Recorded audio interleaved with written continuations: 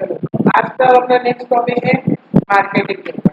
ठीक है, मार्केटिंग का लगभग कल तक बहुत सारा पढ़े थे।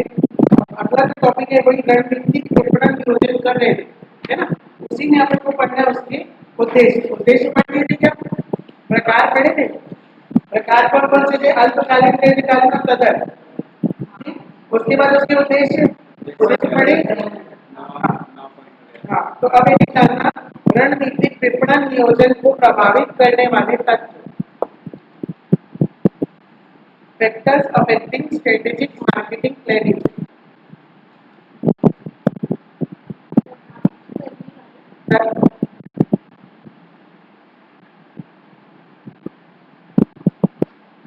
पहला पॉइंट लिखना, समस्या के समाधान के अनेक विकल्प होते हैं।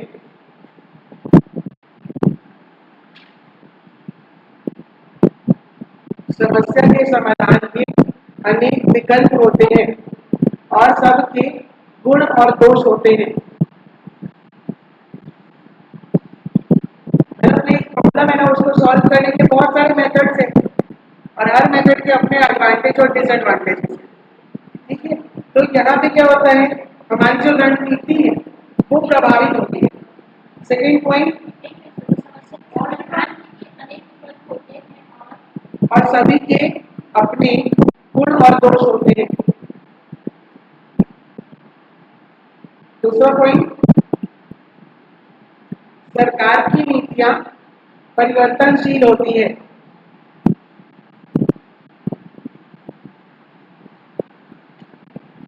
सरकार की नीतियां परिवर्तनशील होती है। ठीक है, तो जब जब सरकार की नीति में परिवर्तन आएगा तब तब हमको अपने रणनीति में भी परिवर्तन लाना पड़ेगा, तो उसमें कुछ निश्चितता नहीं होती है। थर्ड पॉइंट,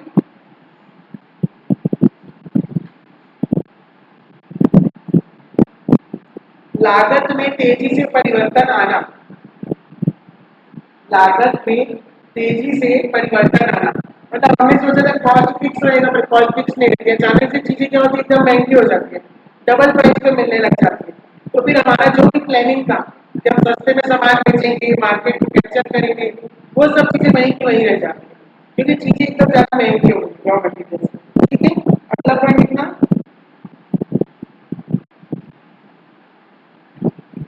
उच्च अधिकारियों के पास समय का अभाव। उच्च अधिकारियों के पास समय का अभाव।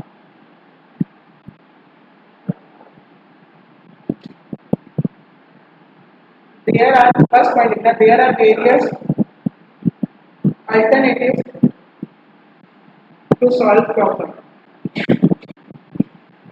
To solve problem, having their own advantage and disadvantage. दूसरा point,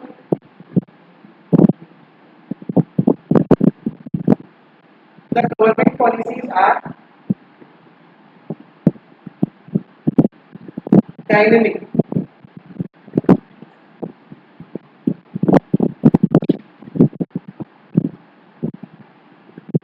rapid changing cost of production,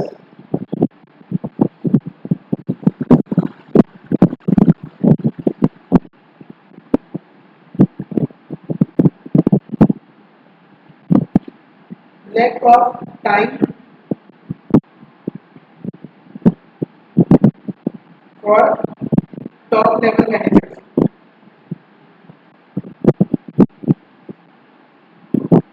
अगला पॉइंट लिखना, हमारे देश की भौगोलिक स्थिति, हमारे देश की भौगोलिक स्थिति रणनीति, सॉरी, हमारे देश की भौगोलिक स्थिति, संस्कृति और भाषा में विविधता, diversity in geographical condition,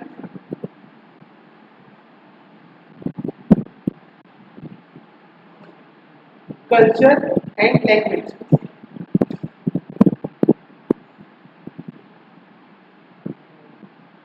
leading to leading to different behavior from different customers. अब क्योंकि हमारे देश की ना संस्कृति अलग है, भाषा अलग है ना, और भौगोलिक स्थिति अलग अलग है, ठीक है। जितना इसी में आगे, जिसके कारण ग्राहक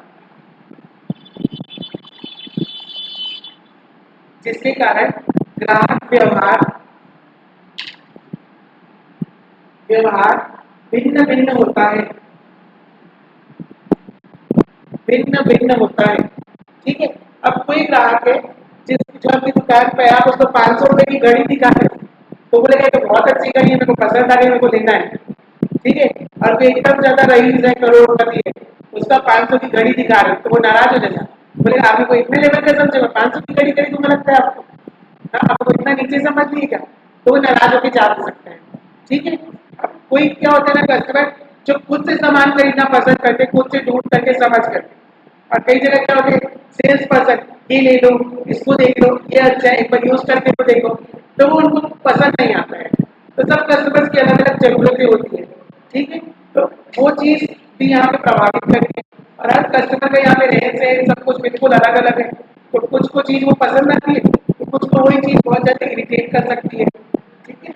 नेक्स्ट पॉइंट लिखना,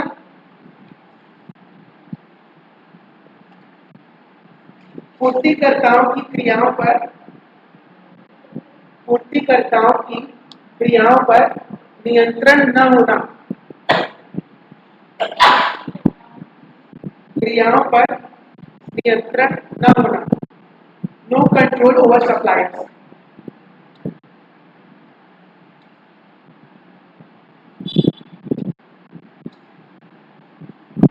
लास्ट पॉइंट, विपणन नियोजन खर्चीली प्रणाली है। मार्केटिंग प्लानिंग इज एक्सपेंसिव या क्वाइट एक्सपेंसिव, खर्चीली प्रणाली है, ठीक है। देखिए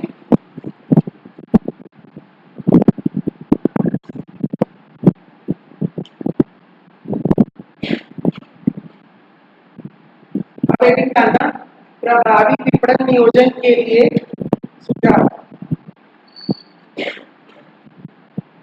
प्रभावी विपणन नियोजन के लिए सुझाव, suggestion for effective marketing planning.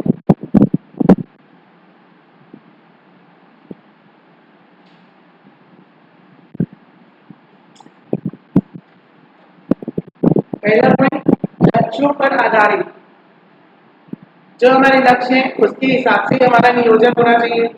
लक्ष्य के अनुसार नहीं है तो नियोजन किसी काम का नहीं होगा, क्योंकि लक्ष्य की प्राप्ति नहीं होगी, ठीक है। दूसरा पॉइंट लिखना,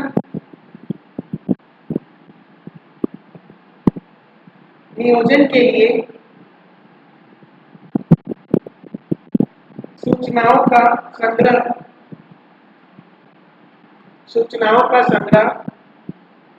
सावधानी से किया जाना चाहिए।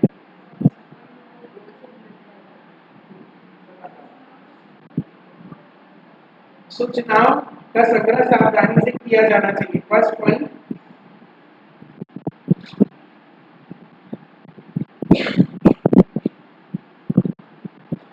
The planning should be according to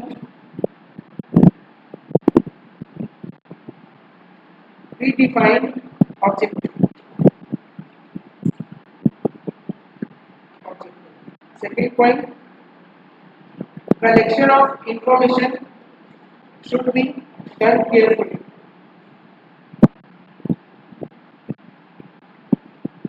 तीसरा पॉइंट, प्रतिस्पर्धा की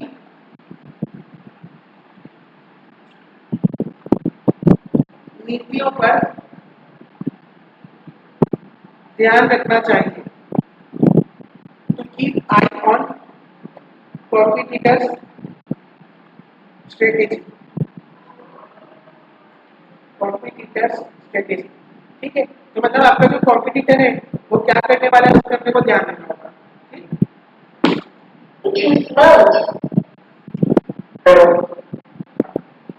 तो कॉम्पिटिटर की स्ट्रेटेजी में हमको ध्यान देना पड़ेगा कि वो क्या नया एक्टिविटी करने वाला है, क्या नया प्रोडक्ट लॉन्च करने वाला है, ऐसा। अगला पॉइंट लिखना,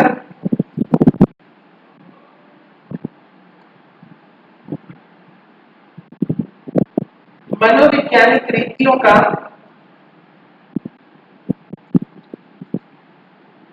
विज्ञापन में समावेश।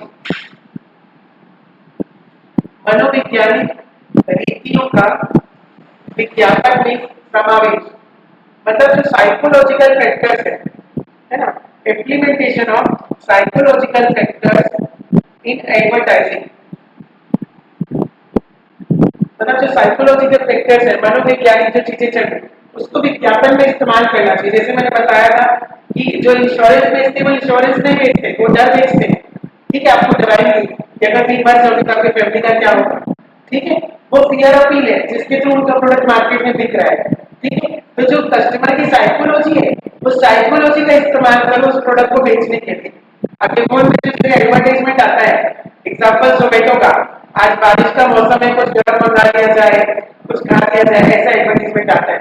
तो क्या करे, आपकी साइकोलॉजी को पढ़ रहे और उसके हिसाब से आपको एडवर्टाइजमेंट निकाल रहे। अपन जो जो बात करेंगे ना मोबाइल फोन में कहीं ना कहीं रिकॉर्ड होता है। अपनी जो रील्स देखोगे ना वो उससे रिलेटेड है। एक रील आप एकदम सैड वाला देखेंगे उसको पसंद करेंगे, मतलब आने वाली सभी रील सैड वाली आने वाली है।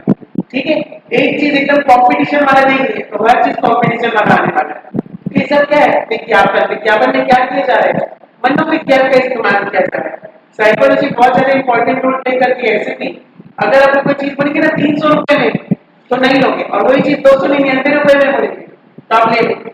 माइंड में क्या असर जा रहा है, करे तो सस्ता है 200 रुपए के आसपास, पर है कितना, 300 के पास।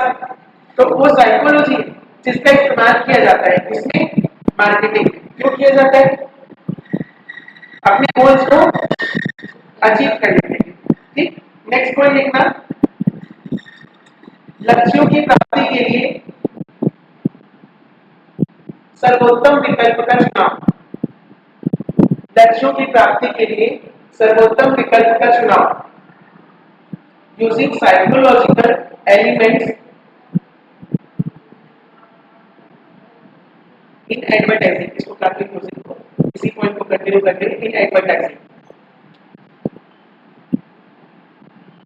Selection of best alternative. Next, तो हमारे पास किसी भी चीज को फुलफिल करने के लिए है ना, मार्केटिंग प्लानिंग जो भी हम कर रहे हैं उसको अचीव करने के लिए जो हमारे पास सबसे बेस्ट विकल्प होगा उसको हम चुनेंगे। एक एडवर्टाइजमेंट करने में 5,000 लग रहा है, उससे 5,000 लोगों तक, कस्टमर तक एडवर्टाइजमेंट जा रहा है। और वही अगर आप इंस्टाग्राम में एडवर्टाइजमेंट डालते हो फोकट में जा रहा है और वो भी 500 लोग देख रहे हैं, तो हमारे लिए बेस्ट अपॉर्चुनिटी क्या होगी, फ्री में करना। जो चीज जब तक फ्री में होगी तब तक उसको फ्री में करो।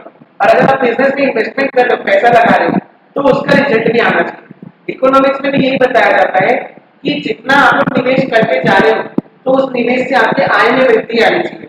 अगर आय में वृद्धि नहीं आ रही है तो अतिरिक्त निवेश करने की आवश्यकता नहीं है, वहां पे आपको रुक जाना चाहिए। ठीक है, चलो नेक्स्ट पॉइंट लिखो, विपणन नियोजन में पर्याप्त लोच होनी चाहिए। Flexibility in marketing planning.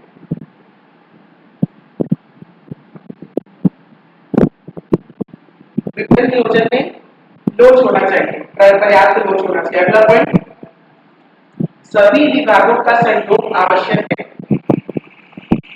सिर्फ मार्केटिंग वालों ने प्लान कर लिया तो नहीं होगा, फाइनेंस वालों को, सेल्स वालों को, एचआर वालों को, सबको उसके साथ में काम करना पड़ेगा। सभी विभागों का सहयोग आवश्यक है।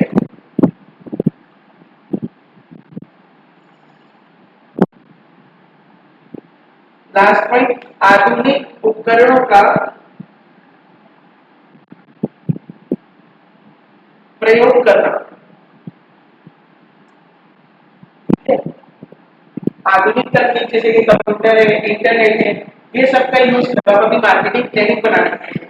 एग्जांपल अगर आप अपने चैट जीपीटी में डाल दोगे मेरे को मार्केटिंग प्लानिंग बनाना है, एक कोचिंग क्लास का मार्केटिंग प्लानिंग बनाना है, एक साल में कैसे इसकी विक्रय को या सेल्स को या स्टूडेंट्स को डबल तक पहुंचाओ, ट्रिपल तक पहुंचाओ, तो आपको पूरी प्लानिंग मोबाइल में बना करके दिखेगा।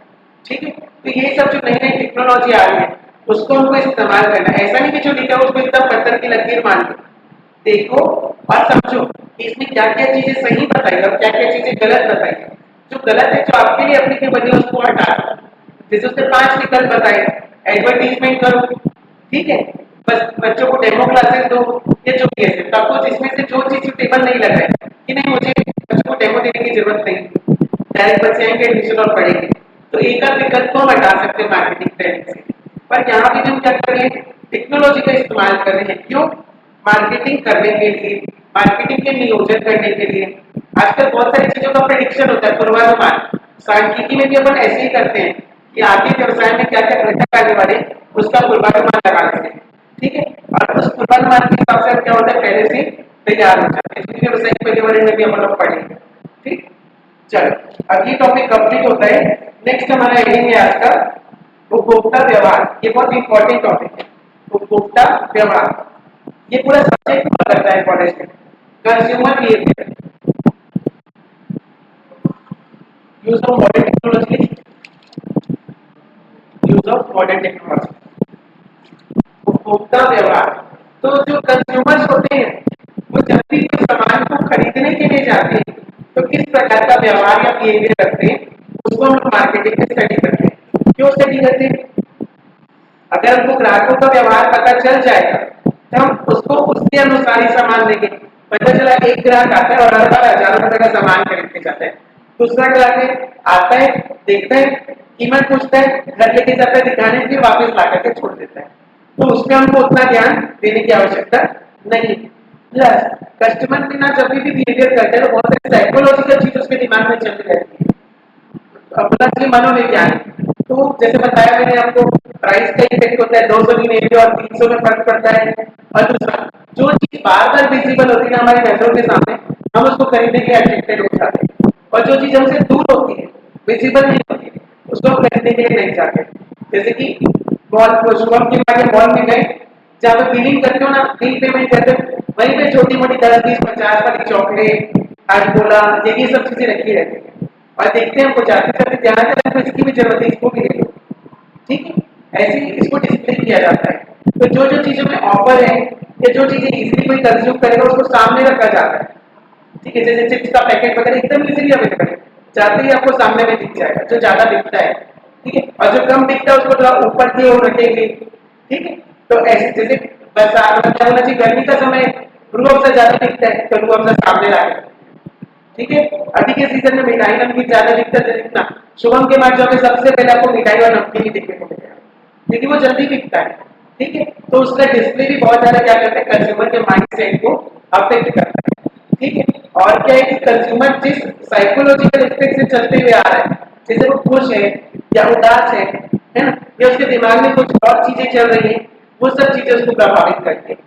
तो जो आपका स्टोर होना चाहिए ना, साफ सुथरा होना चाहिए, जब गंदा रहेगा तो आपको रहने का पसंद नहीं करेगा, ठीक है। उसमें लाइट म्यूजिक चल रही होती है, बड़े बड़े मॉल या स्टोर में आप जाओगे एकदम कम वॉइस में थोड़ी साउंड चलती रहती है, कोई साउंड इफेक्ट चलता रहता है, प्लस वहां पूरे एकदम खुशबूदार थोड़ा परफ्यूम वगैरह उधर लगा करके, रूम फ्रेशनर लगा करके वो लोग रखते हैं, ताकि वो एनवायरनमेंट अगर उसको कस्टमर को अच्छा लगेगा ना तो उसकी साइकोलॉजी अच्छी रहेगी और उसके हिसाब से वो प्रोडक्ट परचेज करेगा। और उसका माइंड अगर जाते ही साथ देखा इधर कचरे जैसा सामान फैला हुआ है ना, कोई दिखाने वाला नहीं है, गर्मी इतनी ज्यादा है, कौन खरीदेगा यहाँ पे, चलो घर चलो कहीं और से खरीदेंगे, किसी और से मंगवा लेंगे, तो ऑनलाइन, ठीक है। तो स्टोर का जो एम्बियंस है, जो इन्वायरमेंट है, वो भी कस्टमर को क्या करता है, अफेक्ट करता है कि वो वहां से सामान परचेज करे या फिर ना करे। सोचिए एक दुकान है जहाँ आपको जाते ही सामान मिल जाता है, एक दुकान है जहाँ जाओगे आधा घंटे लगता है उसको सामान को लाके देने में, तब कौन सी दुकान जाना चाहोगे, जहाँ तुरंत ला करके देता है, जहाँ चिल्लर के लिए दिक्कत नहीं करता है, ठीक है, तुरंत जो बोलो वैसा चिल्लर देता है। अब इसमें दो चीजें, कोई दुकान है जो ऑनलाइन पेमेंट एक्सेप्ट करती है, दूसरी दुकान है जो ऑनलाइन पेमेंट एक्सेप्ट नहीं करती, तो कौन सी दुकान जाना पसंद करोगे। आजकल लगभग कौन है, हर कस्टमर को क्या चाहिए, सुविधा चाहिए, है ना, हर प्रकार की सुविधा चाहिए कस्टमर को, ठीक है। तो उस सुविधा किसमें है, ऑनलाइन और ऑफलाइन दोनों रखने में, तो वैसा आपको फिर क्या करना पड़ेगा, पेमेंट सिस्टम रखना पड़ेगा, जैसे जैसे चेंज आएंगे सोसाइटी में वैसे वैसे हमको अडॉप्ट करना पड़ेगा ताकि कंज्यूमर हमसे खुश रहे, ठीक है। अब मैं इसके अंदर उपभोक्ता व्यवहार से आशय, उपभोक्ता व्यवहार से आशय उपभोक्ताओं की क्रय आदतों, क्रय प्रवृत्तियों, क्रय आदतों, क्रय प्रवृत्तियों, क्रय ढंगों, ढंग क्रय के ढंगों व क्रय प्रेरणाओं के व क्रय प्रेरणाओं के अध्ययन से लगाया जाता है, के अध्ययन से लगाया जाता है। Consumer behaviour means to understand the buying habit, buying pattern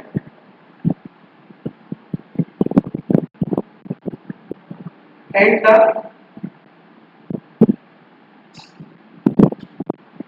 method of purchasing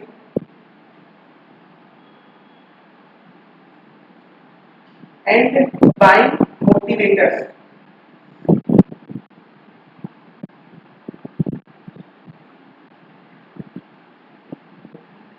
ये सभी चीजों की स्टडी की जाती है, ठीक है। अब नेक्स्ट हेडिंग डालना उपभोक्ता व्यवहार का विश्लेषण, एनालिसिस ऑफ कंज्यूमर बिहेवियर। तो जब भी हम लोग उपभोक्ता व्यवहार का विश्लेषण करते हैं तो हम ये जानने की कोशिश करते हैं कि उपभोक्ता क्या परचेज करता है, कब परचेज करता है, कैसे परचेज करता है और कहां से परचेज करता है, ठीक है। तो पहला लिखना उपभोक्ता व्यवहार के विश्लेषण में पहला पॉइंट, उपभोक्ता कब क्रय करता है, व्हेन कंज्यूमर परचेजेस। ऑब्वियस है, जब आपके पास सामान खत्म हो जाएगा तब आप दोबारा परचेज करने के लिए जाओगे। अगर आपको छाता लेना है तो आप बारिश से पहले जाओगे, बारिश के बाद तो जाओगे नहीं, बारिश का सीजन खत्म होने के बाद थोड़ी जाओगे। कूलर या एसी लेना है तो कब लोगे, लगभग दिवाली के बाद से लेना चालू कर दो, क्योंकि थोड़ी थोड़ी गर्मी बढ़ने लगती है। पता है कि गर्मी के सीजन में महंगा होने वाला है तो उसे एक दो महीना पहले ही खरीदो, या फिर होली के आसपास तो सब लोग कूलर या एसी खरीदना चालू कर देंगे, ठीक। तो वो कस्टमर उस प्रोडक्ट को कब परचेज करने को आता है। कुछ प्रोडक्ट होते हैं जो कस्टमर दिन में परचेज करता है सुबह, कुछ प्रोडक्ट है वो शाम को परचेज करना पसंद करता है। जैसे एग्जांपल के लिए मूवी देखने जाना है, सुबह 9 बजे चलोगे मूवी देखने, शाम को 6 बजे तैयार हो जाओ, ठीक है। और मैं लेके बोलूंगा वह सुबह का और शाम को, बस हर चीज का टाइम है। गोलगप्पे गुपचुप खाना है, बोलो सुबह 9 बजे चलो गुपचुप खाने, जाओ नहीं जाओ। तो वो कब परचेज करता है इसको अपने को पहला देखना है। दूसरा, क्रय कौन करता है, उपभोक्ता तो इस्तेमाल करता है पर क्रय कौन करता है, क्रय करने वाला कौन है, उसके पिताजी है, उसके भाई बहन है, या पूरे परिवार के लिए एक साथ परचेज किया जाता है। जैसे कि आटा, आटा खरीदना है तो कौन खरीदेगा, बच्चा खरीदेगा घर का, कि कौन सा आटा कौन सा गेहूं खरीदना है, उस घर के बड़े सबसे पहले तो कौन देखेगी, मम्मी है ना, कि मेरे को गेहूं इस क्वालिटी का ही चाहिए अपने घर में, और खरीदने कौन जाएगा, पिताजी जाएंगे सब, कि ये हमको लेकर के आना है, 2-3 सैंपल ला करके दिखाएंगे, इसमें से ये वाला बेस्ट है, इसको परचेज करना है, ठीक है।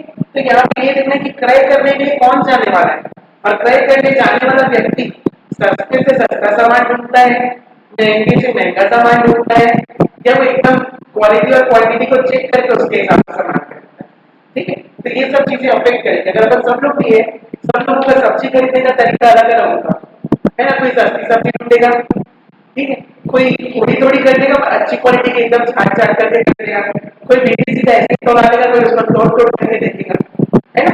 तो ये सब का क्या है, अलग अलग तरीका है। अगला पॉइंट, उपभोक्ता कैसे क्रय करता है।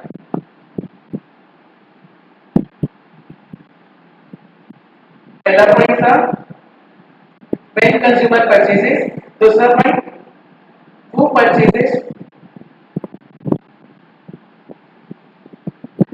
Third point how he purchases.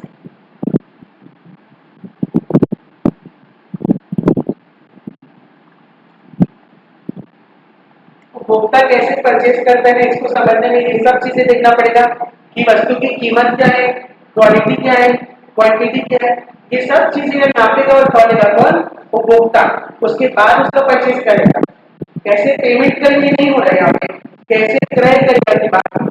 तो वो पहले क्या करेगा, दो वस्तु के बीच में तुलना करेगा, बालाजी में कितना है, लेस में कितना है, दोनों में से ज्यादा अच्छा क्या रहेगा। ठीक है, फिर अवेलेबिलिटी देखेगा, दोनों ही चिप्स अच्छे हैं पर मेरे आसपास की दुकान में क्या अवेलेबल हो सकता है, मेरी दुकान में लेस अवेलेबल ही नहीं है, तो फिर वो बालाजी वाली चिप्स खरीदेगा। तो अवेलेबिलिटी देखेगा, क्वांटिटी देखेगा, क्वालिटी देखेगा और फिर प्राइस देखेगा। ये सारी चीजें देख करके फिर वो निर्णय लेगा। फिर उसके बाद उसका टेस्ट ऑफ प्रेफरेंस क्या आ जाएगा कि मुझे इसका टेस्ट नहीं उसका टेस्ट ज्यादा पसंद है। तो ये सब चीज का कॉम्बिनेशन उसके दिमाग में चल रहा होता है, तब जाकर के किसी प्रोडक्ट को परचेज करता है। तो हमको ऐसा मार्केटिंग या बिजनेसमैन क्या करना है, उसको जो जो चीजें साइकोलॉजी को उसके सेटिस्फाई करती है वो चीजें उसको देनी है। ठीक, तो उस प्रकार से सामान हमारा मार्केट में आसानी से बिक जाएगा। इसका मतलब ये हुआ, अगर प्रोडक्ट अच्छा रहेगा और उसकी साइकोलॉजी में अच्छा प्रभाव डालेगा ना, तो 10 में से 8 जन जो व्यक्ति देखे वो खरीद लेंगे, और प्रोडक्ट अच्छा रहेगा तो 10 में से 8 रिजेक्ट करेगा और 2 जन उसको खरीद के जाएंगे। इसमें प्रोडक्ट की पैकेजिंग, कलर, पैकेजिंग का कलर, डिजाइन, सब चीजें प्रभावित करती है। जैसे एग्जांपल के लिए बताता हूँ, जो नीला कलर होता है ना वो शुद्धता का प्रतीक होता है, मतलब क्या बोला जी, लॉयल्टी का। ठीक है, सफेद कलर प्योरिटी का, है ना, शुद्ध साफ स्वच्छ है ऐसा। ठीक है, येलो कलर जो होता है वो इंटेलिजेंस का प्रतीक होता है। ठीक है, इसलिए आप लोग जितने भी सरकारी स्कूल देखोगे या कॉलेज देखोगे उसमें लगभग येलो कलर का इस्तेमाल किया जाता है, क्योंकि वो जो लोग उस कलर को देखते हैं उनके अंदर वैसी एनर्जी बढ़ती जाती है और उनको वो चीज ज्यादा अच्छी लगने लगती है। वैसे रेड कलर एग्रेशन के लिए, गुस्सा दिलाने के लिए। ठीक है, तो जैसे जिसको ज्यादा गुस्सा आता है ना उसके कपड़े को लाल कलर पेंट करो तो उसको और ज्यादा गुस्सा आने लगता है। ठीक है, तो ये सब कलर का भी साइकोलॉजी में इफेक्ट होता है, पैकेजिंग के डिजाइन का। अब जैसे कि मान लो 50% एक्स्ट्रा लिख दिया, सिर्फ लिखने की वजह से उसको परचेज कर लेंगे, पहले हमको भी पता उसका नहीं है 50% एक्स्ट्रा। ठीक है, अब बोल दिया now more tastier, now more crunchier, तो हम ले लेंगे उसको। ठीक है, ये सब चीजें हमारी साइकोलॉजी में प्रभावित करती है। ठीक, वो ये कपड़ों में 30% डिस्काउंट चलेगा और आखिरी सीजन तक है, पता है कोई डिस्काउंट घर से देकर जाए, वो भी कमा के ही बेचेगा सामान को। ठीक है, वो एक हमारे दिमाग में क्रिएट करते हैं कि जल्दी जल्दी खरीद लो नहीं तो नहीं मिलेगा, इसलिए हम लोग उसको खरीद लेते हैं। नुकसान में होते तो भी एडवर्टीजमेंट में या फिर उसकी डिस्काउंट देख करके हम लोग लालच में खरीद लेते हैं, एक खरीदना होता है उसके बदले 3 खरीद के आ जाते हैं। ठीक है, अगला लिखना, उपभोक्ता कहाँ से क्रय करते हैं, उपभोक्ता कहाँ से क्रय करते हैं। हर व्यक्ति का क्रय करने का स्थान अलग अलग होगा। अगर आपको कपड़े भी चाहिए तो आप कपड़े, सब लोग कोई बोलेगा मैं तो रायपुर से ही खरीदता हूँ, यहाँ से नहीं खरीदता। ठीक है, कोई बोलेगा मैं यहाँ पर हमें साई कलेक्शन से खरीदता हूँ तो वहीं का कपड़ा अच्छा लगता है। सबका अपना अपना टेस्ट और प्रेफरेंस हो सकता है। तीसरा, कोई बोलेगा मीशो से परचेज करता है, मेरे को वहां का कपड़ा अच्छा जल्दी जम जाता है, नहीं समझ आया तो वापस नहीं करते, इतने ऑप्शन है वहां पे तो। ठीक है, तो ये सब अपने अपने क्या है विकल्प है। अगर कस्टमर की आदत है कि वो ऑनलाइन ही परचेज करता है तो उसको कितनी भी टीवी और कंप्यूटर दिखा दो अपनी दुकान में, तो पूछेगा, पता करेगा और घर जाएगा मोबाइल में सर्च करेगा और ऑनलाइन परचेज करेगा। तो उसमें उतना ध्यान देने वाली चीज नहीं है, आए उसको फीचर्स बताओ और उसको बेचो। इसके लिए क्या बोलते हैं, जो शहर के लोग हैं ना उनको सामान बेचना मुश्किल है, और नया वाला भी जितना ये मार्केट है ना, गाँव वालों की वजह से ही चल रहा है। गाँव वाले यहाँ खरीदी निकल जाएंगे ना तो पूरा नया मार्केट, नया वाला मार्केट एकदम ठंडा पड़ जाएगा, क्योंकि नया वाला के लोग तो सब रायपुर खरीदने चल जाते हैं, लोकल से कोई खरीदी करता नहीं है। इसलिए पूरा नया वाला जो मार्केट है गाँव वालों के ऊपर निर्भर है। अगर गाँव वाले नहीं आएंगे तो मार्केट एकदम दिवाली के समय पूरा खाली रहेगा। ठीक है, तो ये चीज, तो उपभोक्ता कहाँ से क्रय करता है ये जानना जरूरी है। उससे बात करोगे तो समझ में आ जाएगा। वो बोलेगा ऑनलाइन में तो 200 रुपए कम बता रहे हैं, बोल सकते हो, उसकी क्वालिटी में डिफरेंस बता सकते हो, आप उसकी डिसएडवांटेजेस बता सकते हो कि ऑनलाइन खरीदने में क्या क्या डिसएडवांटेज हो सकते हैं। तो वो कस्टमर शायद अपना बाइंग पैटर्न को चेंज करेगा। अब जो नहीं ऑनलाइन खरीदोगे तो क्या गारंटी देगा, वहां तो सेकेंड हैंड माल को पैक करके बेच दिया जाता है ना, वारंटी कौन देगा, सामान खरीद करके कौन देगा, कहीं सामान नहीं आया तो कोई स्कैम हो गया तो, ऐसा हम लोग को बता सकते हैं। बोल सकते हैं तो हमारे नया पारा के लोकल में आपका स्टोर यहीं पे, आपको जब चीज तुरंत आप रिप्लेस करके दे देंगे, तुरंत सुधार करके देंगे, तो कस्टमर चाहे ऑनलाइन ऑफलाइन क्रेडिट चाहूँ तो यार सुविधा मिल जाएगी सब प्रकार की ऐसा। ठीक है, अब ये जानना उपभोक्ता की क्रय प्रक्रिया, उपभोक्ता की क्रय प्रक्रिया तो किस प्रोसेस से होकर के गुजरता है जब एक कस्टमर की चीज को परचेज करता है।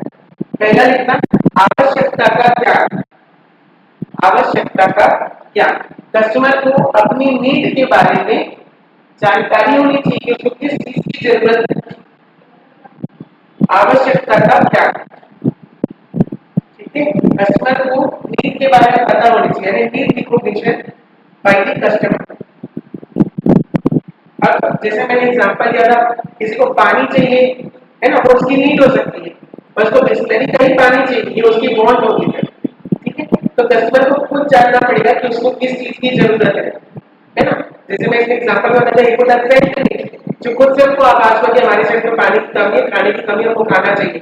दूसरा, हम दूसरों को देख करके समझते हैं, अरे इसके घर में बस वो ऑटोमेटिक वाला पूछा है ना, उससे कितना उसका काम आसान हो जाता है, मेरे को भी वैसे वाला पूछना चाहिए। मेरे को कंप्यूटर की नीड नहीं, मैं दूसरे को देखकर कंप्यूटर इस्तेमाल कर रहे हैं, उससे उसका काम आसान हो जा रहा है, तो मैंने निर्णय लिया कि मेरे को भी कंप्यूटर चाहिए, मेरे को भी कंप्यूटर से अपने काम को आसान करना है। तो ऐसे नीड का रिकॉग्निशन होता है, इसे आवश्यकता का ज्ञान अपने को मिलता है।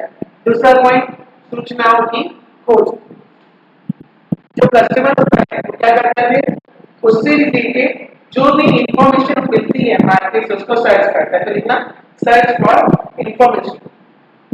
सर्च फॉर इंफॉर्मेशन में ना सबसे इंपॉर्टेंट ये चीज है कि जो कस्टमर है पहले तो अपने परिचित लोगों से क्लियर रूप से इंफॉर्मेशन कलेक्ट करते हैं। मैं जिनको जानता हूँ उससे मुझे लैपटॉप लेना है, तुम सबसे मुझे कौन सा लैपटॉप अच्छा रहेगा बताओ, डेल का अच्छा रहेगा, लेनोवो का अच्छा रहेगा, एचपी का अच्छा रहेगा।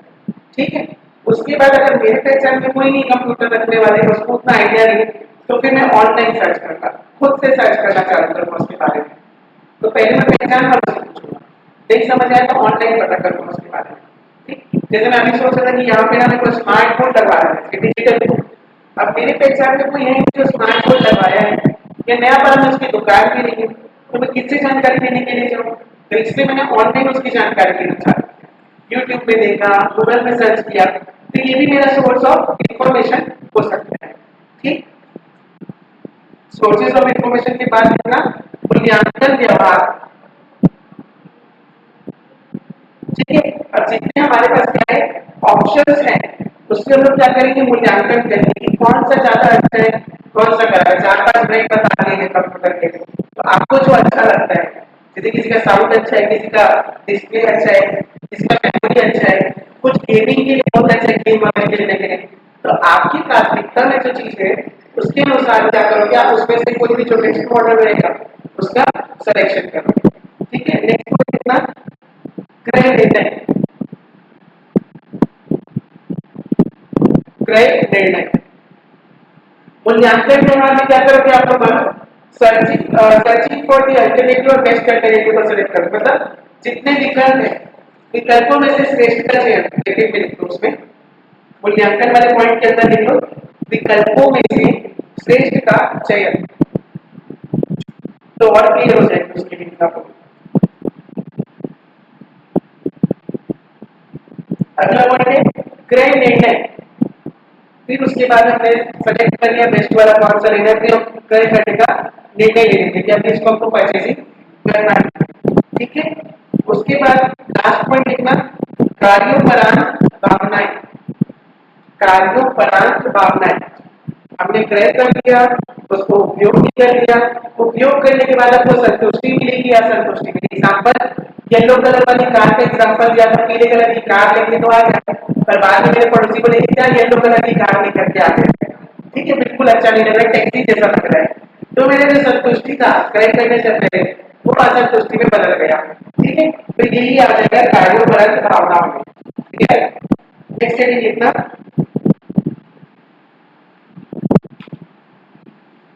उपभोक्ता क्रय व्यवहार के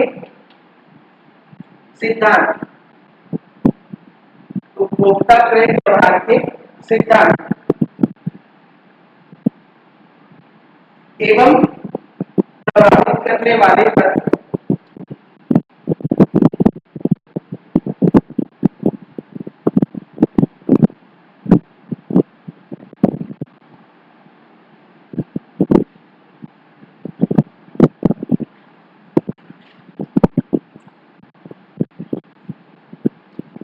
इसमें कुछ पॉइंट्स हैं, उनको लिखना। पहला पॉइंट, ये जो पॉइंट्स है ना उसको अपन इंग्लिश में डार्क मार्क बोलते हैं, और उसके हिसाब से इसके अलग अलग फुल फॉर्म है।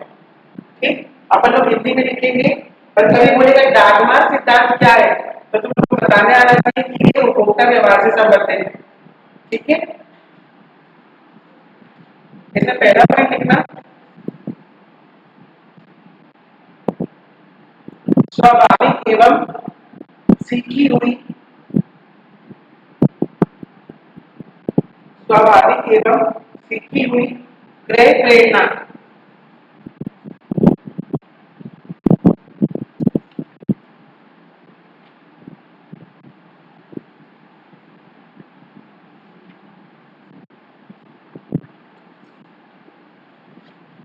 स्वाभाविक एवं सीखी हुई क्रय प्रेरणा। इसको ना इंग्लिश में लास्ट में लिखा दूंगा, ठीक है, जगह छोड़ देना थोड़ी थोड़ी, मैं बाद में लिखा दूंगा। दूसरा लिखना, भावनात्मक एवं भावनात्मक एवं विवेकात्मक क्रय प्रेरणा, भावनात्मक एवं विवेकात्मक क्रय प्रेरणा।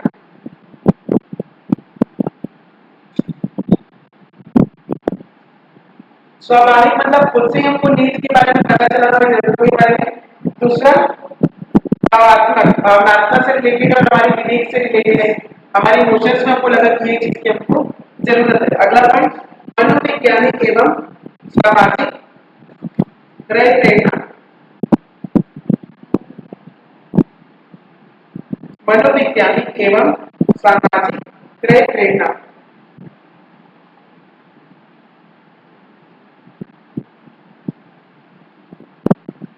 अगला पॉइंट,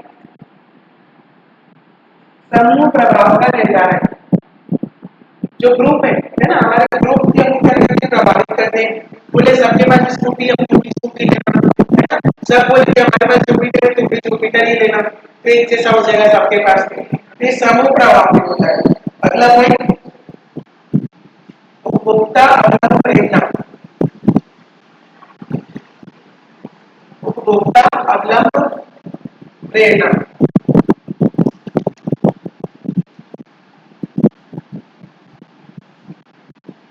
चलो ये कंप्लीट हो गया यहाँ पे। इसमें कुछ और चीज अपने को जोड़ना पड़ेगा।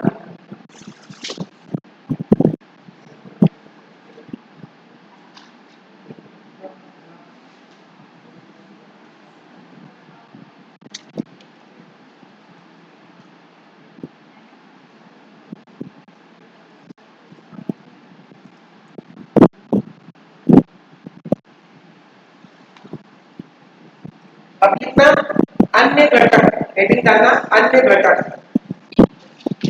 हाँ, अन्य घटक में पहला लिखोगे सांस्कृतिक घटक। सांस्कृतिक घटक में क्या क्या हो जाएगा, हमारा कल्चर। हमारा कल्चर क्या है, हमारी संस्कृति कौन सी है, भारतीय संस्कृति। ठीक है, हम उसके हिसाब से रहन सहन खान पान करके वही चीजें हमको वैसे प्रकार की वस्तुएं खरीदने के लिए प्रोत्साहित करती है। भारत में क्या चलता है, साड़ी सलवार सूट कुर्ता पैजामा शर्ट पैंट, तो हम ऐसी चीजें परचेज करते हैं जो हमारी संस्कृति में चलती है। और उसी के अंदर एक आता है कल्चर, दूसरा आता है सब कल्चर। जैसे भारतीय संस्कृति, संस्कृति के अंदर भी उप संस्कृति है, जैसे कि गुजराती, राजस्थानी, पंजाबी, बंगाली, ये सब का भी अपना अलग अलग क्या है, सब कल्चर है। ठीक है, संस्कृति कौन सी, भारतीय। उप संस्कृति कौन सी है, राजस्थानी, गुजराती। ठीक है, तो उसके हिसाब से भी हमारी क्रय करने की जो है ना मनोदशा है वो प्रभावित होती है। अगला होता है सोशल क्लास। सोशल क्लास मतलब क्या होगा, सामाजिक स्तर। सामाजिक स्तर या सोशल क्लास बोल सकते हैं अपन। जैसे कि मान लो कोई टीचर से टीचर्स का ग्रुप है, तो उनके बाय करने का तरीका अलग होगा।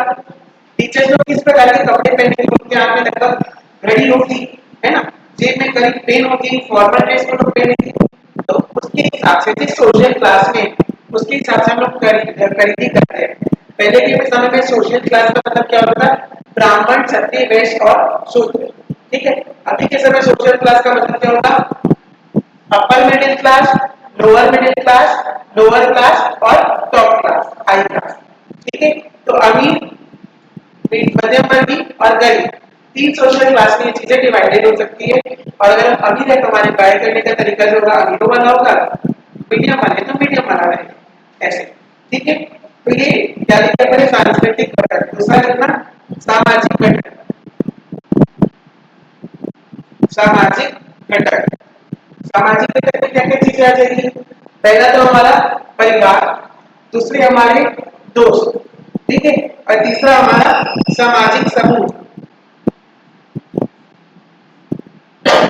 तो जैसे हमारे दोस्त है, दोस्त लोग बोले ये करना चाहिए, वो करना चाहिए, हमें ऐसे ही करना चाहिए। सब दोस्त लोग बोले कि हमको क्या करना चाहिए? एमबीए करना चाहिए, तो हमको भी बोलना है हमको भी एमबीए करना है। सब बोले हम लोग ये कर रहे हैं, हमको भी वही करना है, ऐसा। ठीक। दूसरा फैमिली, फैमिली ने जो बोला हम लगभग वैसा ही करते हैं, तो फैमिली से भी हम लोग प्रभावित होते हैं। फैमिली वालों ने बोल दिया नहीं तुमको ये वाला बाय नहीं करना है, परचेज नहीं करना है, बाद में खरीदेगी, दिवाली के बाद गाड़ी खरीदेगी, नहीं करना है, तो हम उसके हिसाब से चलेंगे। अगला हमारा सोशल ग्रुप, जिस सामाजिक ग्रुप में हमारा उठना बैठना है ना, उनके साथ जाना आना है हर जगह, तो उनके हिसाब से हम लोग चलते हैं, उनके हिसाब से भी हम लोग क्या करते हैं? डिसीजन लेते हैं बाय करने का। अगला लिखना व्यक्तिगत घटक, पर्सनल फैक्टर। इसी में से व्यक्तिगत घटक में क्या हो जाएगा? पहला हमारी जीवन चक्र और आयु, जीवन चक्र और आयु। अगर हमारी एज बहुत ज्यादा है, मतलब 40-50 की एज है, तो हमारे हम अलग प्रकार की चीजें खरीदेंगे।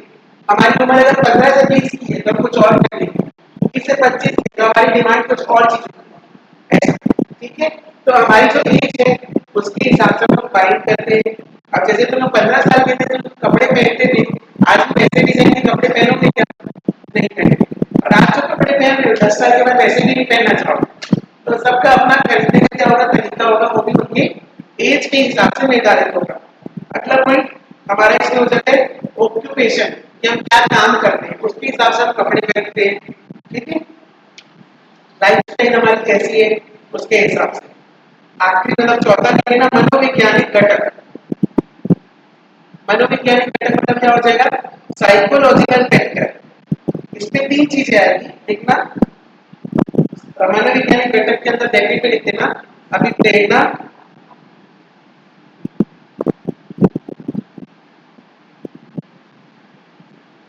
अवधारणा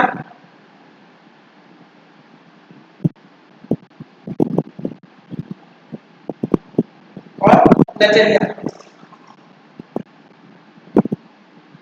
मतलब जो पहले अपन ने पॉइंट्स लिखे थे ना, उसी से रिलेटेड ये पॉइंट्स और ज्यादा आसानी से क्लियरली समझ में आ गया कि कोई कस्टमर किसी चीज को परचेज क्यों करेगा। तो इन्हीं सभी फैक्टर्स को ध्यान में रखेगा कि हमारा लाइफस्टाइल क्या है, हमारी एज क्या है, हमारे फ्रेंड्स और फैमिली हमारी सोच के बारे में क्या समझते हैं। ठीक है। या फिर हम कौन से कल्चरल ग्रुप में आते हैं, हम इंडियन है क्या, या फिर हम इंडियन है तो कौन से सब कल्चर में आते हैं, राजस्थानी है क्या, गुजराती है क्या, ऐसा। ठीक है। कभी तुम लोग एकदम कोई कपड़ा पहन लोगे ना तो मुझे लगता है एकदम पंजाबी जैसे पहन है ना। तो वो सब कल्चर के अंदर एक दूसरे को डिफरेंट रखने की कोशिश करते हैं, है ना, कि हम अपने कल्चर में तो हम अपने कल्चर की रहन सहन खान पान को फॉलो करें, ऐसा। क्लियर? ये पॉइंट कंप्लीट। तो इसके साथ ये चैप्टर भी कंप्लीट होता है अपना। टाइम कितना हो? 10 बजे। देखो फ्री भी हो गए। अब इसको ना तुम लोग रीडिंग करवा, मैंने थोड़ा जल्दी जल्दी में बताया आप लोगों को, कुछ अगर नहीं